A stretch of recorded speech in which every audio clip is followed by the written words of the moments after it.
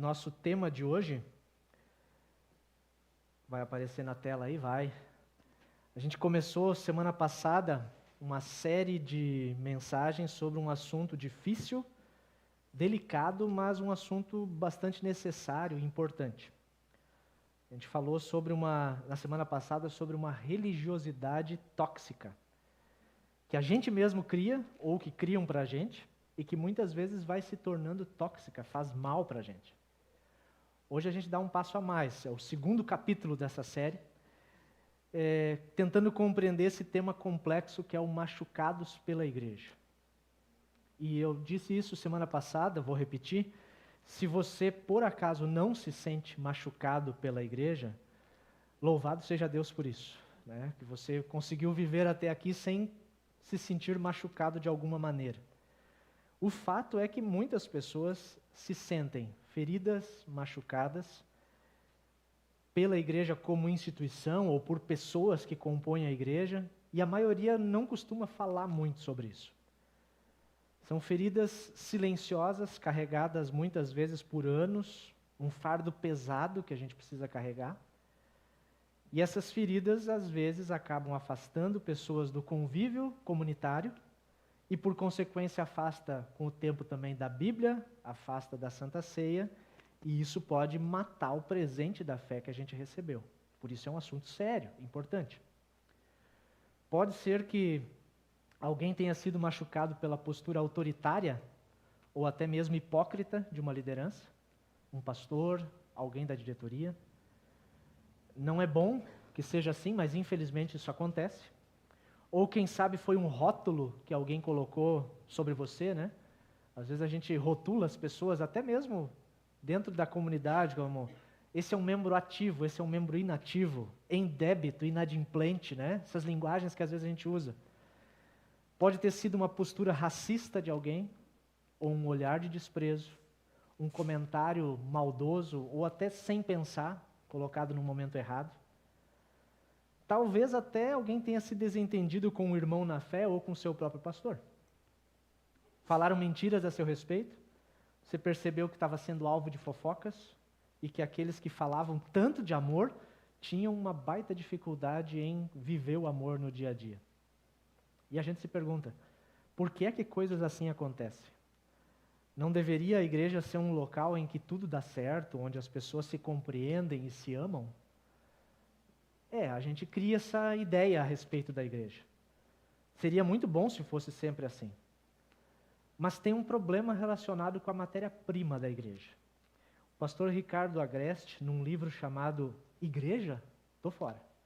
Um livro que ele escreveu há mais tempo, ele diz o seguinte: o grande segredo está na percepção correta do DNA da igreja. A gente precisa compreender a matéria-prima usada por Deus para fazer, a partir dessa matéria-prima, o seu povo. E qual que é a matéria-prima que Deus usou para fazer a sua igreja? Qual que é essa matéria-prima? Gente. Gente complicada, pessoas imperfeitas, pessoas que erram assim como eu e como vocês. Dentro da igreja, a gente precisa parar para pensar e internalizar isso dentro da gente. Dentro da igreja existem pecadores de todos os gêneros, pecadores de todas as idades, com perversões de toda sorte e até mesmo com pecados de estimação. Nós somos assim. Esse é o ambiente. E foi uma escolha deliberada de Jesus fazer isso desse jeito. Jesus começou a sua igreja com pessoas complicadas, pecadoras. Eu já comentei aqui no púlpito com vocês, em outras oportunidades, sobre uma série que está fazendo sucesso, né, chamada The Chosen. A tradução seria Os Escolhidos. É uma série muito bem produzida, com um altíssimo rigor bíblico. Claro que não dá para ser 100% Bíblia, porque às vezes tem que enfeitar o enredo, né? Mas assim, no que ele se propõe a contar, conta muito bem a história bíblica. E apresenta Jesus de um jeito muito natural. Mas talvez o que chame mais atenção é que a proposta da série é olhar para a história do Evangelho pela perspectiva, pela ótica dos que estão seguindo Jesus. Então Jesus não é sempre aquela visão principal, mas a gente está vendo muitos bastidores na série. E assim, com a ajuda da série, a gente percebe talvez com mais nitidez como eram aquelas pessoas que Jesus escolheu para caminhar junto com ele. Pessoas que não eram perfeitas, pessoas extremamente complicadas. Alguns impulsivos e com temperamento difícil, tipo Pedro, que queria ser o primeiro a falar sempre, muitas vezes nem pensava, mas já saía falando. Pessoas cheias de dúvida, como Tomé. Alguns até preparados em armas e adeptos de movimentos revolucionários, como Simão o nacionalista. Pessoas que querem tirar vantagem por estarem próximas de alguma maneira ao líder, como Tiago e João, filhos do Zebedeu. E a gente ouviu hoje, agora há pouco, um trechinho que conta o momento em que Jesus chamou uma dessas pessoas complicadas, Mateus, para fazer parte do grupo dos 12. Copiei aqui para vocês. Jesus saiu dali, no caminho, viu um cobrador de impostos, chamado Mateus, sentado no lugar onde os impostos eram pagos. Algumas traduções trazem a coletoria, onde se recebia os impostos. Jesus disse, venha comigo. Mateus se levantou e foi com ele. Trecho bem curto, não dá muito detalhes. Numa leitura rápida, a gente nem percebe que tem uma tensão envolvida nesse trecho. Pode até não parecer, mas esse trechinho, pelas informações que tem ali, a gente sabe que tem um climão naquele momento. Tem um clima tenso. Todas as pessoas que viram isso acontecer ficaram escandalizadas com a atitude de Jesus. As pessoas não conseguiam entender nem por que Jesus estava olhando para Mateus, muito menos porque Jesus chamou ele para fazer parte do seu grupo mais íntimo, aquele que caminhava com ele, os 12. E sabe por que de todo esse escândalo? Porque o texto diz que Mateus era um cobrador de impostos. Algumas traduções chamam Mateus de publicano. Publicano, cobrador de impostos, é a mesma coisa. Ninguém olhava nos olhos de um publicano.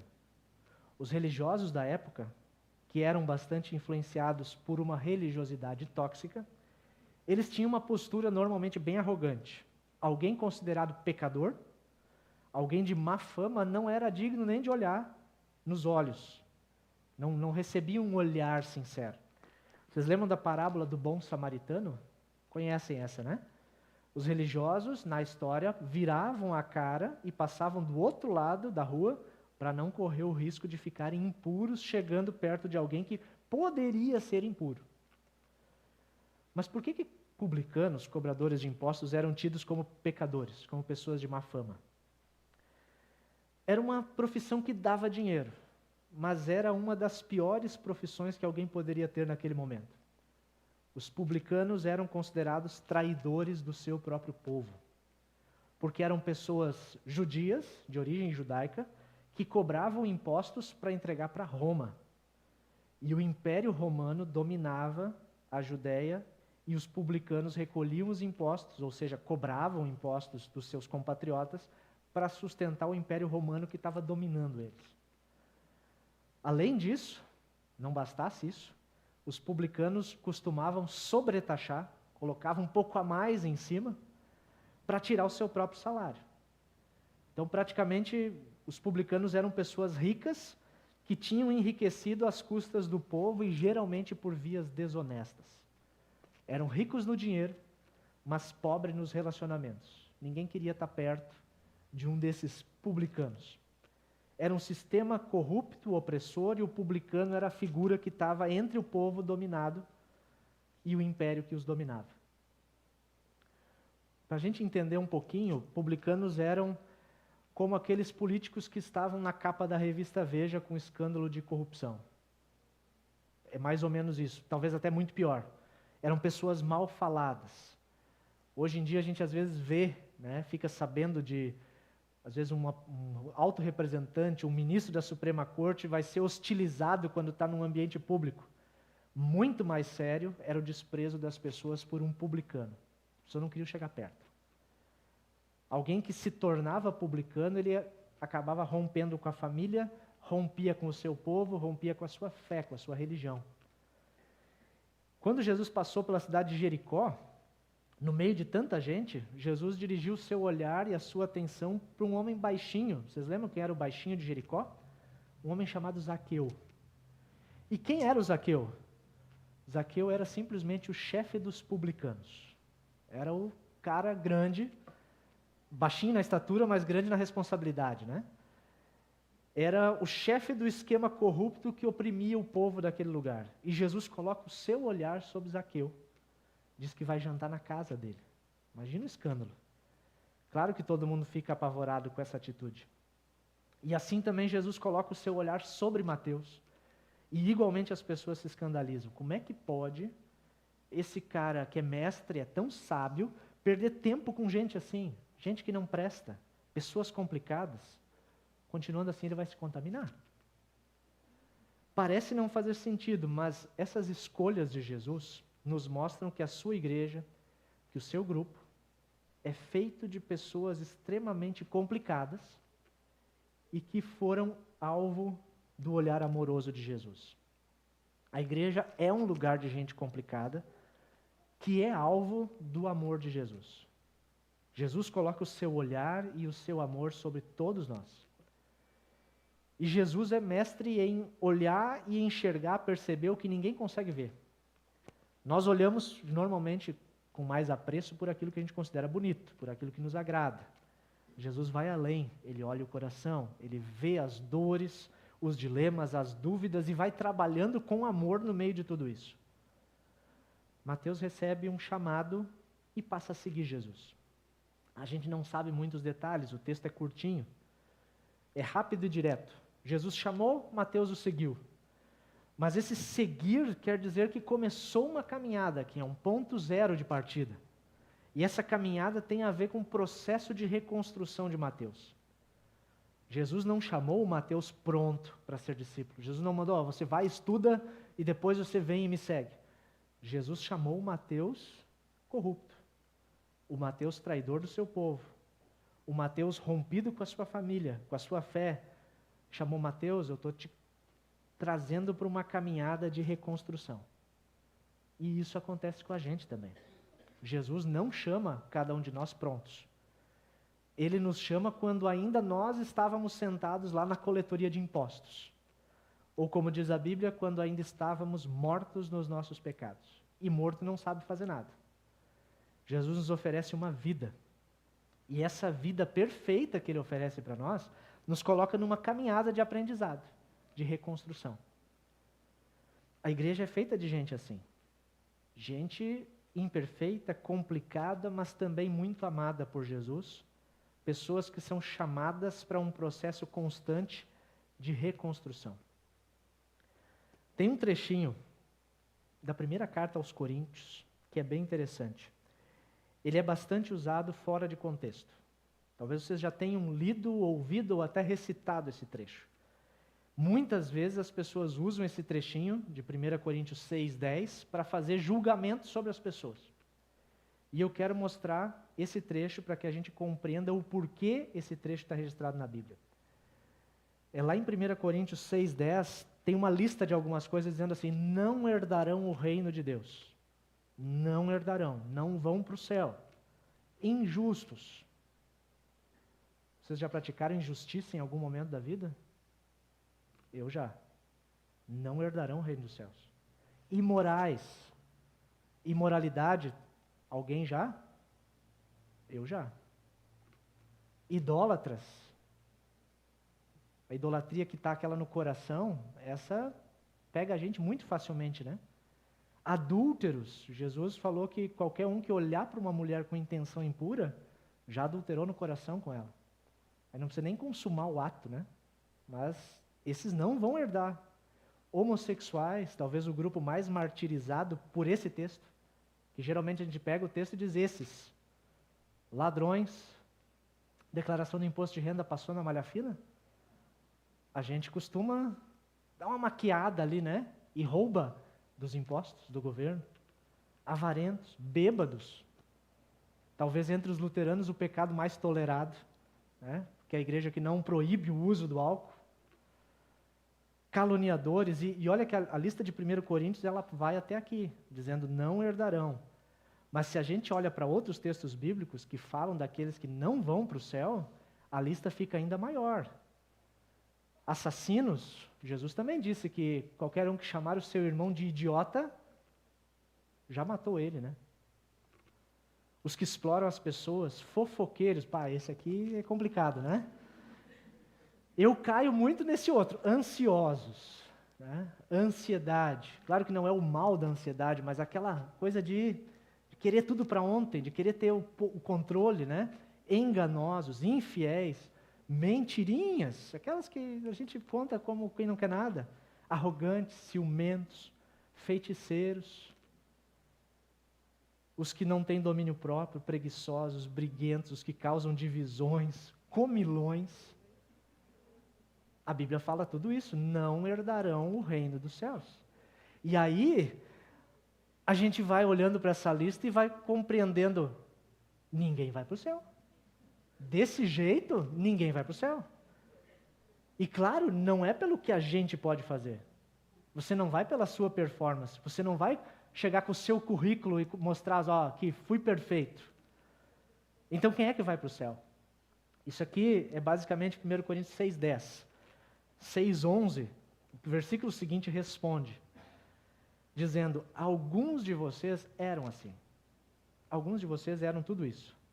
Mas vocês foram lavados, foram santificados, foram justificados no nome do Senhor Jesus Cristo e no Espírito do nosso Deus.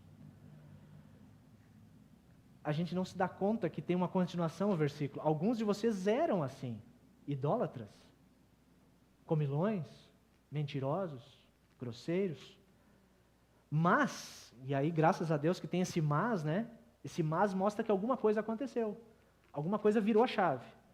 E o que foi que aconteceu? Vocês foram lavados. Tem um lavar regenerador e renovador sendo lembrado aqui. Algo aconteceu na sua vida. Vocês foram santificados. E essa palavra tem o sentido de separar para um uso especial. É como se você tivesse uma taça em casa, talvez, que era de uso comum, mas você separou para uma ocasião especial. Só vou usar naquilo. Ou seja, tem um novo propósito que foi dado para você. Vocês foram declarados justos. E a gente confunde muito isso. Não foram transformados em justos, mas foram declarados justos. O pecado continua aqui, mas Deus escolheu dizer, eu chamo vocês de justos. No nome do Deus triuno. Aparece os três aqui, Jesus, o Espírito e Deus Pai. Ou seja, não foram vocês que fizeram. Foi Deus quem fez por vocês.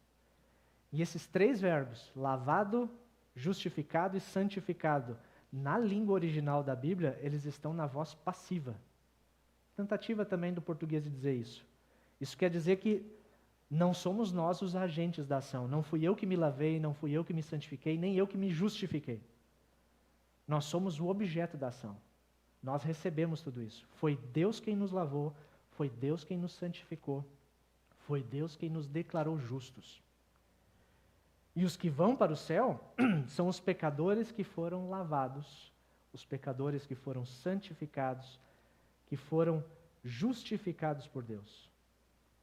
É pelo currículo de Cristo que nós herdamos o céu. É pela performance de Jesus, pelo que Ele fez no nosso lugar. Aí nós podemos estar lá. No nosso site aqui da igreja, e sim, nós temos um site, talvez alguns não conheçam, precisam conhecer, tem uma seção clássica dos sites institucionais que diz quem somos. E ali está escrito, nós somos uma família de pessoas que se reconhecem pecadoras, imperfeitas, complicadas, difíceis, porém pessoas redimidas pelo sangue do Salvador Jesus Cristo. É isso que nós somos. Nós estamos constantemente em obras. Tem reformas acontecendo dentro da gente o tempo todo. Aqui a gente nem tem essa placa, mas ela poderia estar aqui na capela, ou até poderia estar escrito na testa de cada um, quem sabe nas nossas camisetas, a gente fez camisetas esses dias, quem sabe uma ideia aí para as próximas, né? Poderia estar esse aviso assim, olha, estamos em obras para melhorias. Deus está fazendo obra no nosso coração o tempo todo para nos fazer melhor. Deus está o tempo todo trabalhando na gente, agindo com o perdão, com o amor, para nos fazer viver a partir desse amor. Para nos fazer olhar para o outro também, com perdão e com amor. porque a gente normalmente olha com julgamento. O jeito de Jesus olhar para as pessoas é com amor e com perdão. Sabe o que acontece quando a gente olha para os outros, para as outras pessoas que também são complicadas igual a gente? Quando a gente passa a olhar para eles com amor, o texto de Mateus que nós ouvimos nos dá uma pista. Continua dizendo assim: mais tarde, enquanto Jesus estava jantando na casa de Mateus, que ele havia chamado, e era um cobrador de impostos, muitos cobradores de impostos e outras pessoas também de má fama chegaram e sentaram-se à mesa com Jesus e com seus discípulos. Mateus se levantou e seguiu Jesus. Mas ele se sentiu tão completo e tão realizado com aquilo que Jesus tinha feito por ele, que ele não estava a fim de guardar só para ele. Mateus era um cara complicado e pessoas complicadas normalmente têm amigos que também são complicados. Virou e mexeu que com o chamado de Mateus, que era um publicano, veio uma galera publicana e outras pessoas com uma fama, todas para a casa do Mateus, para sentar à mesa com Jesus e para ouvir o que ele tinha para dizer. Enquanto os religiosos da época estavam passando de largo pelos pecadores, para não se tornar impuros, enquanto eles estavam talvez no templo orando em pé, dizendo: Deus, obrigado porque eu não sou como esse outro aqui que é tão pecador, como essas outras pessoas, como naquela outra história, Jesus estava sentado na casa do Mateus, comendo com publicanos, comendo com pessoas de má fama. E essas coisas precisam dizer algo para nós enquanto igreja, porque nós somos os filhos de Deus. Nós somos os braços e as mãos de Jesus no mundo. Igreja não é e nem pode ser um clube de gente perfeita, que pensa tudo igual, que se veste do mesmo jeito e que se reúne para cantar e exaltar as virtudes de si mesmo. Igreja não é isso. O que nos une não é uma visão de mundo, o que nos une não é a superação desse ou daquele pecado, dizer nós não pecamos mais desse jeito.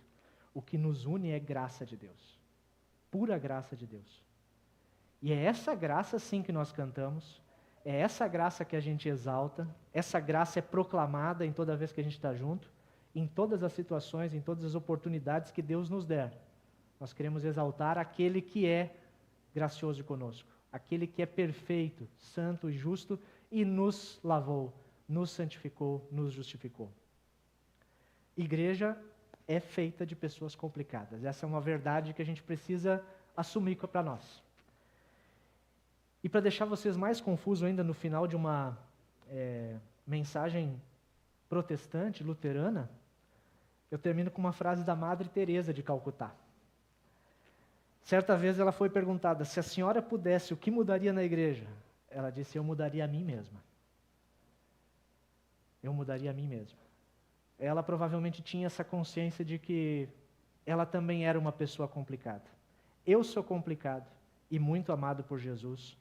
Eu olho para vocês e vejo pessoas também complicadas e também muito amadas por Jesus.